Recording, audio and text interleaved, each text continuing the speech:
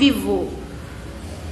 Oi, gente, nós estamos aqui no espaço, na sala da pessoa que ganha R$1.000 por mês, mas tem uma sala maravilhosa com um banheiro que tem até perfume, né?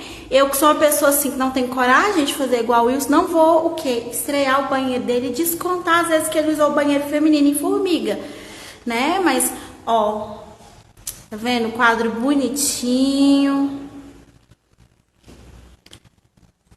Sala rica, rica. Eu não sei se alguém que recebe 1.200 por mês faz uma salinha dessa. Não, eu vou virar a imagem só pra vocês verem o fundo.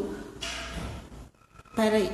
Ai, caralho. Virou. Olha se alguém que recebe R$1.000 por mês gasta com 3 lamparinas caras no fundo. Não gasta. Pendentes pra ficar mais chique. Pendentes. Isso, a Jana falou que é pendentes pra ficar mais caro. Fora a quantidade de ar-condicionado, gente. Tem mais ar-condicionado do que na sala de Lagoa da Prata. Não, só pra vocês darem uma olhadinha. Olha aqui, ó. São 3 daqueles ares condicionados ali, ó. Viu? Tá? Então aqui, ó, o salário de 1.000 por mês do Wilson tá aqui, ó. Eu só queria fazer uma reclamação, porque eu tive uma dificuldade muito grande pra fazer o quadro hoje. E aí, olha só, eu de saltinho, que hoje, só pra ficar bonitinho pra gravar, vocês viram que eu passei batom e coloquei um saltinho, né? Coisa que ninguém me vê. Mesmo assim, olha a dificuldade que eu tive de escrever esse quadro. Entendeu? A única reclamação que eu tenho que fazer é que você é grande demais. Entendeu? Deu um trabalho muito grande pra escrever lá em cima. Mas no mais, essa sala é maravilhosa, arejada. E o Will, você não deixou o café, não deixou o lanchinho pra nós também, tá? Não, triste. Isso aí a gente tem que comer menos, barriguinha ficar menos saliente. Gente, tá todo mundo ouvindo bem? Tá tranquilo o quadro? Tá focando? Não sei se está focando. Tá focando o quadro? Tá com foco? Tá tranquilo? Áudio tá bom? Ó, 38 pessoas. Jana, vamos esperar chegar aqui no 40 pra gente poder começar. Tá dando pra enxergar bonitinho, tá, pessoal? Tá, o pessoal falou que tá dando pra enxergar. Dá um print no quadro aí enquanto isso, gente, tá? Vai printando aí. Vocês já têm o material também que a Jana mandou.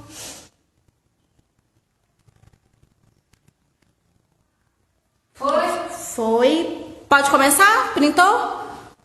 A nitidez não está boa. Tá. Vamos tentar aqui, né? Aí, tira a cadeira pra nós, Jana. E aí, melhorou agora, gente?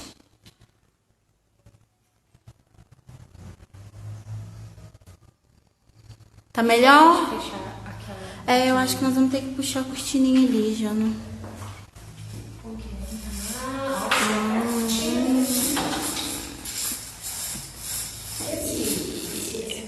Melhorou agora, pessoal? Tranquilo?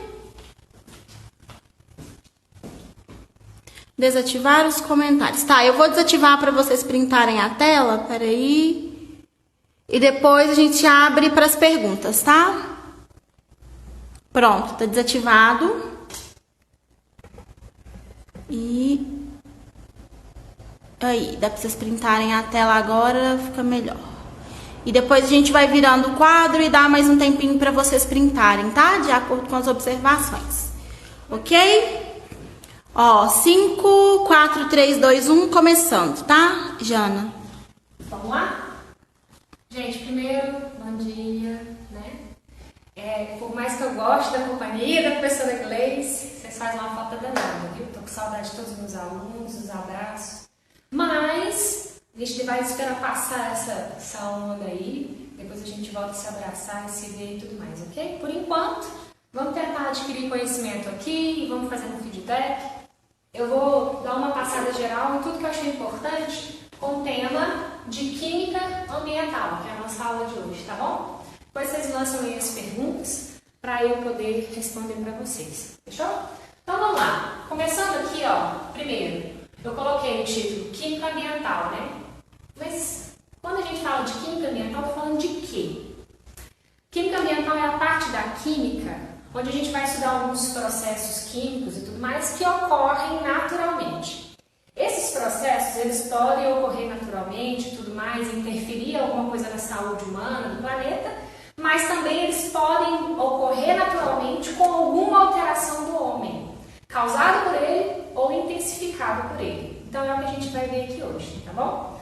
Eu tentei começar falando um parâmetro de comparação, tá? Então eu coloquei até no roteiro de vocês, combustíveis fósseis versus biocombustíveis. A gente vai falar aqui do que está sendo estudado atualmente, que possa vir falar no Enem, coisas do gênero, né? Que eles juntam tantas informações em uma questão só. Então a gente vai falar de coisas que vêm sendo estudadas nesse momento. E também dos combustíveis fósseis, que por mais que a gente debata, fala, nós ainda somos dependentes dos combustíveis fósseis, ok? Então vamos lá. Quando eu falo de combustível fóssil, a primeira coisa que eu tenho que pensar, não renovável. Então eu vou colocar aqui em cima assim, ó, não renovável. Tá. Os combustíveis fósseis, eles têm uma fonte natural. Ok, mas por que eu chamo de não renovável? Eu não posso renovar, vai chegar um ponto que vai esgotar. Aliás, o que a gente fala muito, né, quando a gente estuda química ambiental, não é de extrair até a última gota de petróleo. Vai chegar um ponto onde a extração do petróleo vai ser tão onerosa, complicada, que eu não vou ter como extrair, não vai compensar mais. Então a gente não fala só de esgotar, a gente fala de uma escassez, seja pela exploração, ou seja, também por chegar num ponto ser oneroso, complicado demais extrair o petróleo. Então a gente chama os combustíveis fósseis de não renováveis. Agora a gente vem aqui, ó, contrapondo isso os biocombustíveis, né? Essa palavrinha bio na frente traz pra gente um alento quando a gente fala de politicamente correto em relação a ambiental, né? Então, ó, os biocombustíveis já são renováveis, sim. Então eu vou colocar aqui. São renováveis. Eu também tenho fonte natural. Mas por que eu chamo de renovável? Porque eu posso renovar. Posso fazer. Então eles não se esgotam. O que pode acontecer com os combustíveis fósseis. Aí, olha só. Eu coloquei 3 setinhas em vermelho. Não sei se vocês estão identificando aí. Nos combustíveis fósseis. O que acontece? A primeira setinha, eu queria falar indústria. Então eu escrevi aqui, ó, IND. Na segunda setinha, eu coloquei AUT, automóveis. E na terceira setinha que eu puxei, eu coloquei aqui, ó, geração de energia. Eu fiz uma contração aqui da palavra só para a gente poder colocar. O que eu quis dizer com indústria, automóveis e geração de energia? A nossa dependência de combustíveis fósseis nas indústrias, para geração de energia para ela, com a queima de combustíveis fósseis é muito grande. E a gente vai falar das indústrias mais ali na frente, coisas que ela pode afetar diretamente a gente, né? Saúde humana, do planeta. E aí, olha só, automóveis, queira ou não, nós somos dependentes dos combustíveis fósseis, gasolina. Por mais que a gente tenha a opção, às vezes, de colocar o álcool ou a gasolina, ainda assim a gente ainda coloca a gasolina quando a gente pensa no financeiro. E geração de energia. Ah, mas a gente dependente, ó, a gente tem no Brasil várias hidrelétricas. Mas não sei se vocês lembram uma época em que teve uma escassez muito grande de água. E aí nossa conta de energia foi para as alturas, né? O que aconteceu nessa época? As termoelétricas, elas tiveram que ser acionadas. E aí vinha aquela historinha, né? Cores na minha conta de luz. Amarela, vermelha. Quanto mais intensa a cor, mais caro sairia a minha energia. Então, olha só, queira ou não, a gente ainda tem problemas ambientais que eu preciso de termoelétricas, por exemplo, na geração de energia. E aí, tudo isso aqui está envolvido nos combustíveis fósseis, tá? Bom, quando a gente fala de biocombustíveis, eu estou falando, eu puxei uma setinha só. Eu estou falando de uma origem vegetal. Então vocês vão ver que quando eu falar de combustíveis fósseis, eu vou falar de mamona, girassol, cana-de-açúcar. Então a gente tem uma origem mais vegetal. Tá bom. Começando então fazendo o primeiro parâmetro que eu queria, que é ciclo do carbono e petróleo, para a gente trabalhar na parte de cá com o bioálcool. Por que eu coloquei ciclo do carbono aqui? Vamos bem rapidinho falar sobre o ciclo do carbono. Aqui, ó, o carbono ele é fixado no solo e no oceano. No solo, ele é fixado pelas plantas. A gente já conhece a reação de fotossíntese, né? Eu tenho CO2, água, luz do sol, vai produzir glicose, oxigênio, O2, só para simplificar. Quando eu falo, então, da fotossíntese, eu tenho, então, no ciclo do carbono, a fixação de carbono pelas plantas. Elas precisam de CO2 para poder crescer, o crescimento da planta exige isso. E no final a gente tem, então, quando a gente faz a reação de fotossíntese, a glicose. Então eu tenho a fixação do carbono no solo pelas plantas. Mas no carbono, na hora que a gente fala do oceano, a gente tem o fitoplâncton, que é um micro-organismo aquático, né? Que é um conjunto, na verdade, e ele tem capacidade fotossintética, ok? Quando a gente fala de matéria orgânica, que é aquela que tem carbono, ela pode se sedimentar, aquela matéria morta. Isso aconteceu com os dinossauros. E aí, toda uma ação bacteriológica, milhões de anos, naquela condição ali que a gente tinha na época, né, foi se sedimentando, a gente não teve a presença de oxigênio. E aí, com toda essa situação, a gente teve a formação dos combustíveis fósseis que a gente tanto depende, tanto gosta, né?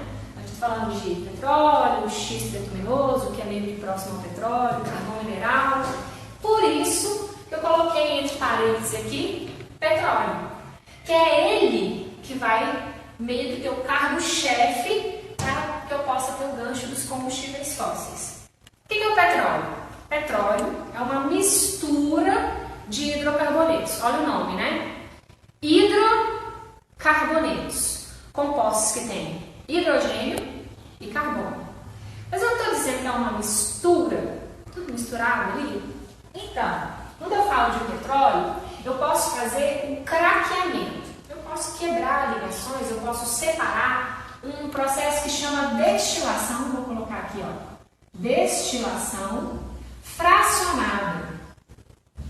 Então, eu posso tirar as frações do petróleo, já que eu disse que ele é uma mistura de hidrocarbonetos. Quais frações que eu vou extrair do petróleo? A gasolina, que a gente conhece, óleo diesel, óleo combustível, óleo lubrificante, né? O combustível para aviação, nafta, que a gente usa para fazer o asfalto. Tudo isso a gente obtém da destilação pressionada. E outras, tem o metano, que já está praticamente disponível para mim nos postos de petróleo. E aí, eu consigo energia desse combustível fóssil aqui, o petróleo, quando eu queimo as frações que eu extraí do petróleo. Então, se eu quero obter energia da gasolina, eu vou ter uma combustão, que é a queima na presença de oxigênio da gasolina. Se ela acontecer de maneira completa, eu tenho a disponibilização de moléculas de CO2 na atmosfera, quando queima. Mas, por exemplo, vou falar do carro. Se eu tenho um carro que não está todo organizado, que o catalisador, por exemplo, do carro não está funcionando de maneira satisfatória, eu tenho uma combustão incompleta. E aí ele vai fornecer para a atmosfera, pior ainda, ó, monóxido de carbono. Aqui pela combustão incompleta e aqui pela combustão completa. O CO, que é o monóxido de carbono, ele é tóxico. Aliás, a gente viu aí os aquecedores, né, em outros lugares do mundo, gente falecendo porque respirou monóxido de carbono, né? Agora, o CO2 não teria problema porque ele não é tóxico, mas a gente vai ver até o final da aula que ele é um vilão quando a gente pensa em química ambiental, ok? Beleza, vamos então contrapor, fazer o versus que eu queria? Falei agora da gasolina, né, do petróleo. Vamos agora falar do bioálcool? A gente tem já contato com o bioálcool. Na verdade, o bioálcool já é utilizado como combustível e também é adicionado uma porcentagem de 23, um pouco mais por cento na gasolina, né?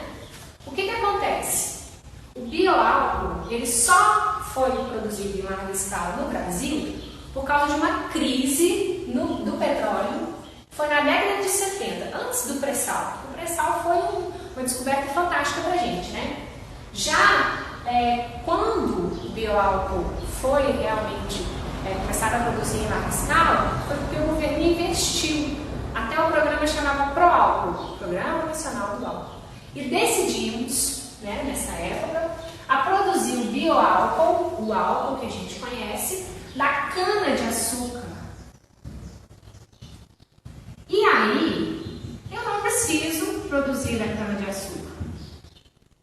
Tem alguns países que produzem da beterraba, outros da cevada, enfim, eu posso ter outras fontes.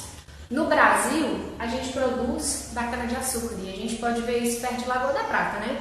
A gente tem uma usina lá e aí toda viagem que a gente faz, a gente olha para os lados e só vê plantação de cana, que é da usina que nós temos lá, Sucrocoleiro, né? Então, esse bioálcool, o que a gente fala que ele ambientalmente é melhor? Primeiro, eu utilizo a cana-de-açúcar para produzir o álcool, não é?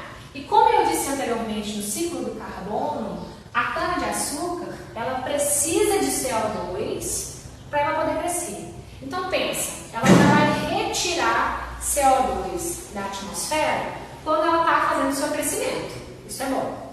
Outra coisa que é bom também, positivo. Se a gente vai ver mais para frente que o CO2 cada vez mais tem sido um vilão para a gente, olha só, aquele carbono que estava fixado lá no solo paradinho na forma de petróleo, a gente está tirando esse carbono e fazendo com que ele fique disponível na atmosfera, enchendo a atmosfera de CO2.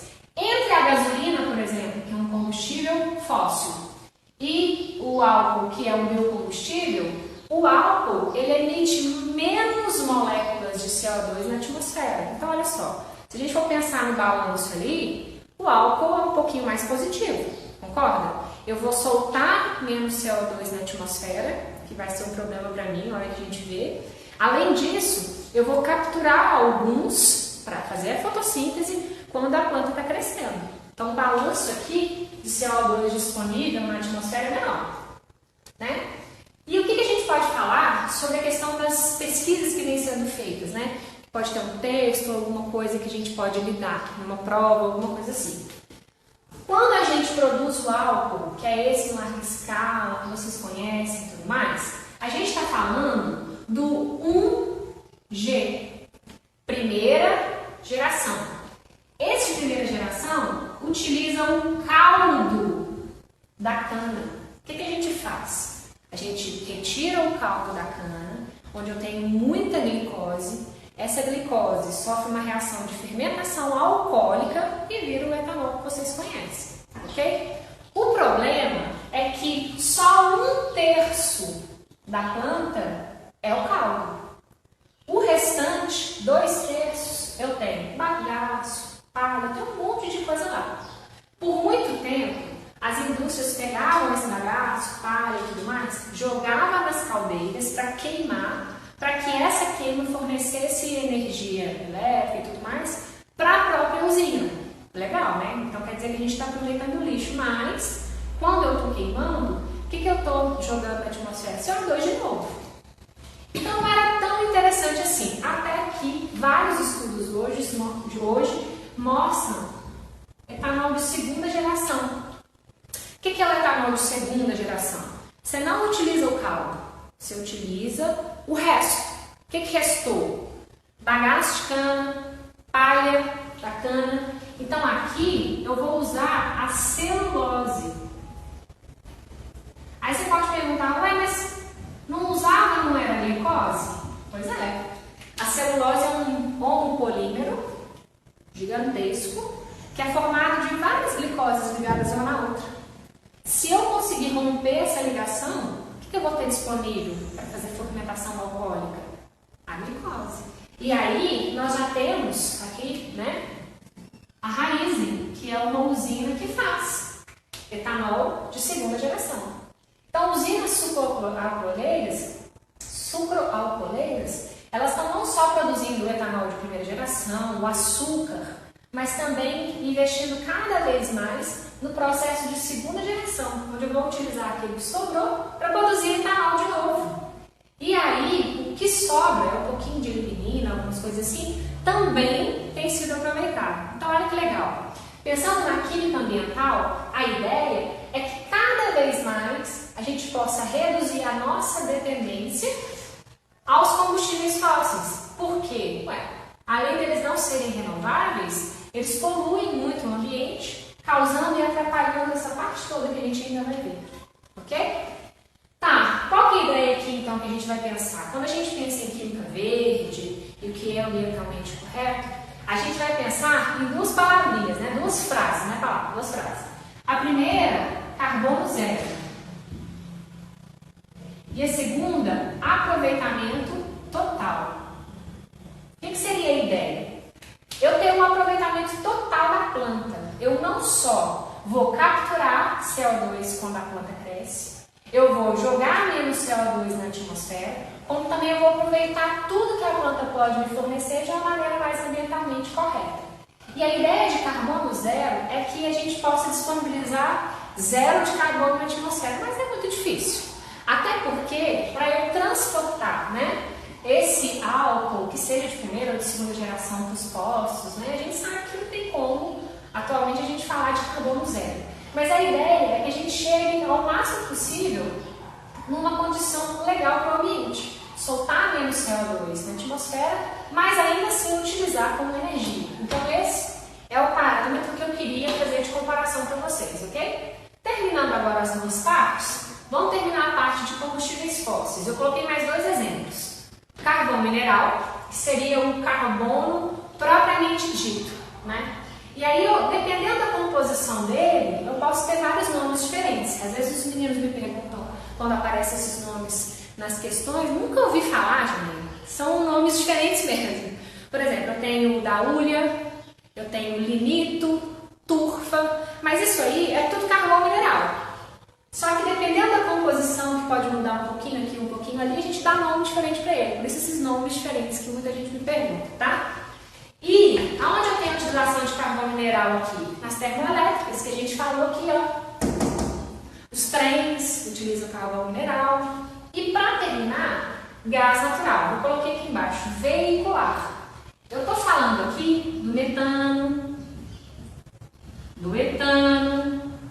Na verdade, são hidrocarbonetos. Igual a gente falou do petróleo.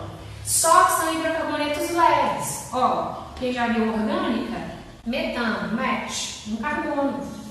Etano, ET, 2 carbonos. Então, o metano, por exemplo, que a gente utiliza por fonte de combustível fóssil, ele já está praticamente disponível no poço de petróleo. Porque a fração é muito leve, ele pode estar na sua maior quantidade na forma de gás e também um pouco liquefeito ali na mistura de petróleo, né?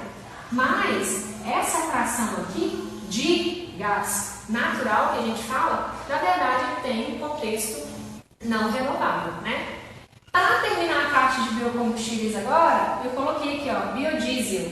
Aqui que vem o que eu tinha dito anteriormente, ó, mamona, girassol, dentre outros, girassol, dentre outros. A gente utiliza uma reação de transesterificação, né? A gente utiliza ésteres de ácidos graxos para poder fazer esse biocombustível, ok? E aí, por último, eu coloquei o biogás. Agora, olha só, eu tinha dito metano, né? Quem já estudou orgânica, se a gente for pensar na fórmula do metano, é CH4. Então, esse aqui é o metano que a gente tinha falado. Só que olha a fonte. O mesmo metano que eu estou falando, agora tem uma fonte renovável. Beleza? Pode? Renovável. O que acontece? Aqui, nesse biogás, vocês estão vendo que aqui eu estou falando de gás. Aqui eu estou falando de biogás. Tem aquela palavrinha bio na frente, né? E aí, quando eu falo desse metano, a fonte dele é diferente. É o que acontece, por exemplo, em aterros sanitários. Que a gente às vezes fala, nossa senhora, explosões, é o metano, é o CH4. Eu preciso de um biodigestor. A matéria orgânica que eu quis representar em verde é colocada no biodigestor sem a presença de oxigênio. E bactérias fazem a digestão dessa matéria orgânica, fornecendo para a gente, então, o metano. Então, a fonte aqui é uma fonte renovável. Que matéria orgânica que eu posso ter aqui? Eu posso ter casca de frutas, aquele lixo que a gente, em geral, chama de lixo molhado. Eu posso colocar aqui e ter a digestão por bactérias, livre de oxigênio, e ter a formação do metano, mas agora um biogás, uma fonte renovável. Eu dei uma pausa aqui, eles estão pedindo para poder virar o celular. Eles querem assim, É? Aí, Então espera, deixa do jeito que tá. Tá pausada a live. Onde que eu fui? Aqui, né? Isso. Acho que foi pra direita ou pra esquerda? Ah, pra cá. O Ricardo tá falando que eles falaram que tá muito longe. Aí a gente foca aqui. Mas de todo jeito eu já tirei foto do... Eu acho que eu apertei muito. Quer ver? Pega aquele pequeno, não? Hã? Tem um, pega o outro lá pra mim. Olha isso, eu apertei demais. Apertou, mas depois é melhor a gente trocar. Quer ver? Abre esse caminho. Eu ponho em pé e sento aqui na frente. Ixi, vocês parece que tá... Não, mas aí eu seguro ele aqui. Quer ver? Assim, né? Eu espero que dê. Ou se você conseguir descer esse daí, ó, a gente... esse aqui. Aqui, ó, esse aqui. Fecha. Aqui abre. Tá certo. Aqui eu acho que vai dar. Peraí. Gente, Assim. Tava fazendo o contrário. mas aqui deu também, ó. Ficou melhor? Tá. Qual a parte que eles ainda não viram? O quê? Não, você pode continuar. Você já terminou aqui? É, porque eu falei até o final aqui, Aí você volta um pouquinho na explicação. Você lembra onde você Biogás? parou? É.